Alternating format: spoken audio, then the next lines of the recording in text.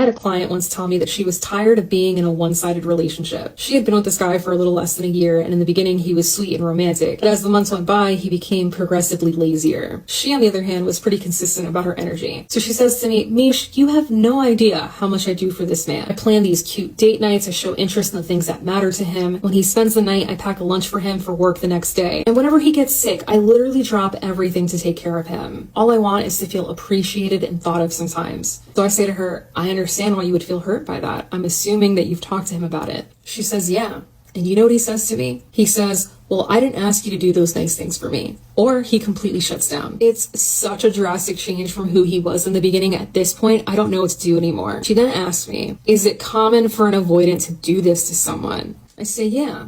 Avoidants thrive in the beginning of relationships. They're excited, they're experiencing the same dopamine that you are. And because there's no serious commitment or responsibility yet, they feel comfortable being romantic and cute with you. But there comes a point when they eventually sober up from that high and they start experiencing all this inner turmoil. She says, oh, so it's like their eyes are bigger than their stomachs. I say, actually, that's kind of fitting. They see this amazing dish on the menu, they order it with enthusiasm, and when it arrives, they're like, well, how the hell am I going to eat all this? All these fears start popping up. Fear of inadequacy, fear of becoming too dependent on you, and a fear of getting so caught up in your relationship that they eventually lose themselves. The reality is that there's a certain movement to relationships. With every romantic gesture, deep conversation, or vulnerable moment, you just keep moving it forward. So how does an avoidant pump the brakes? They stop doing all that stuff. All that attention that they were giving you in the first couple of months, they just pull it back without any explanation. She then says to me, I feel like I was conned into falling in love with someone who's emotionally unavailable, and at this point, I don't know what I'm gonna do. So I tell her, the way I see it, you have two paths in front of you. Staying with this kind of partner requires a great deal of patience. You have to work to understand why they are the way that they are. You have to learn to communicate in a way that's conscious of their emotional wounds. You have to adjust when you have opposing needs, which is often. And you have to maintain strong boundaries and a strong sense of self, so you don't take them personally or end up losing yourself in the process. Even then, you are only half of the relationship. If he has no desire to self-reflect or grow, you can expect things to stay this way. She then says to me, I'm assuming the other option is I break up with him. I say, yeah,